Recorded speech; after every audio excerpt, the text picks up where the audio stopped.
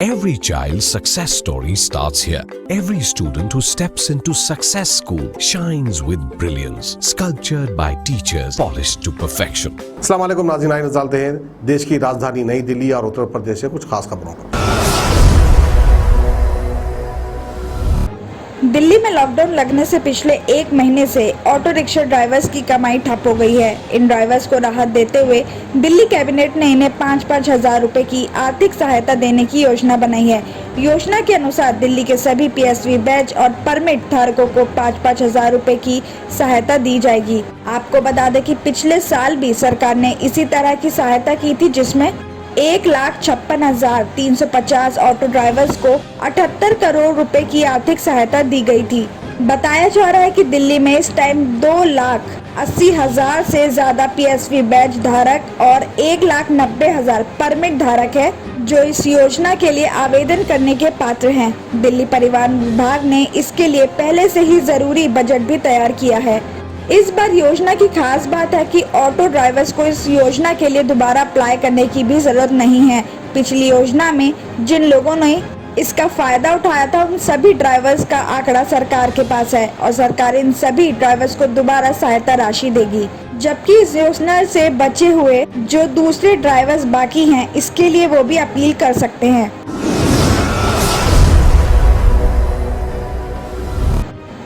उत्तर प्रदेश के मुख्यमंत्री योगी आदित्यनाथ आज 3 जिलों पर दौरा किया है।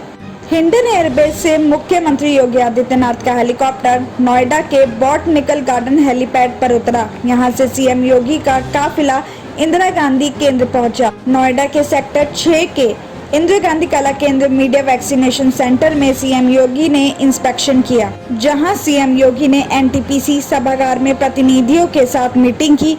इसके बाद सीएम योगी ने कहा कि यूपी में तेजी से वैक्सीनेशन हो रहा है और यूपी में वैक्सीनेशन और तेज करेंगे।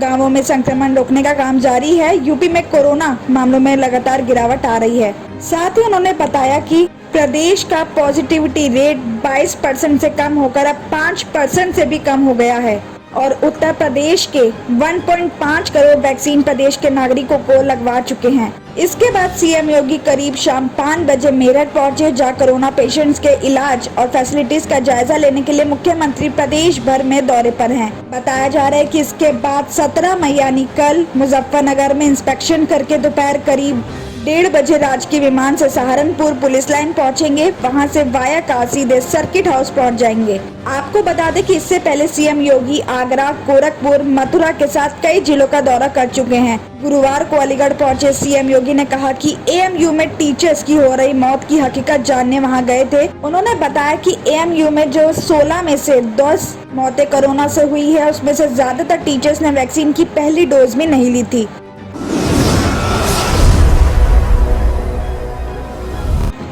कोरोना पेशेंट्स का इलाज करने के नाम पर घर वालों को लूट रहे हॉस्पिटल्स की मनमानी में अब शायद कोई कमी आ जाए। मुख्यमंत्री के आने से एक दिन पहले जिला प्रशासन ने हॉस्पिटल के बाहर इलाज खर्च के रेट डिस्प्ले करा दिए हैं। फैसिलिटीज की निगाह से हॉस्पिटल्स की कैटेगरी के आधार पर डेली का इलाज खर्च फिक्स किया गया है। आपको बता दें कि कोरोना की दूसरी लहर के शुरुआती दौर में ही हॉस्पिटल्स की इलाज खर्च वसूलने में मनमानी की शिकायतें सामने आने लगी थी। हॉस्पिटल प्रबंधन पेशेंट्स के 5 से 7 लाख रुपए का बिल बना रहे थे। इसके बाद 13 अप्रैल को ही शासन ने आइसोलेशन बेड, आईसीयू और वेंटिलेटर बेड के रेट्स फिक्स किए थे। सभी जिलों के डीएम और सीएमओ को इस आदेश का पालन कराने का जिम्मा सौंपा गया था। बावजूद इसके हॉस्पिटल पेशेंट्स और उनके घर वालों की जेबें खाली करते हुए दिखे, लेकिन इस पर रोक नहीं लगा गई। और जब आज रविवार को मुख्यमंत्री योगी आदित्यनाथ गाजियाबाद के दौरे पर रहे तो एक दिन पहले ही जिला प्रशासन ने सभी हॉस्पिटल्स के बाहर इलाज खर्च के रेट्स का बैनर लगवा दिया। आपको बता दें कि हॉस्पिटल में फैसिलिटीज के हिसाब से बेड के रेट तय किए गए हैं। इनमें सबसे ज्यादा पैसे वेंटिलेटर बेड के हैं। इसके छोटे हॉस्पिटल में कम से कम 15,000 रुपए और बड़े हॉस्पिटल्स में 18,000 रुपए लिया जा सकता है। दवाई और डॉक्टर्स की विजिट का खर्च अलग से ही नहीं जोड़ा जाएगा। हालांकि मुख्यमंत्री के दौरे करके चले जाने के बाद इसका कितना पालन कितना होता है, इसका अंदाजा नहीं है। नगर स्वास्थ्य अधिकारी डॉक्टर मिथिलेश कुमार का कहना है कि जिन हॉस्पिटल्स ने इलाज के खर्च की फिक्स रेट्स का डिस्प्ले नहीं किया था उन पर भी शनिवार को यह लगवा दिया गया है। कोई भी हॉस्पिटल अगर उन फिक्स रेट से ज्यादा वसूलेगा तो उनका लाइसेंस कैंसिल कर दिया जाएगा।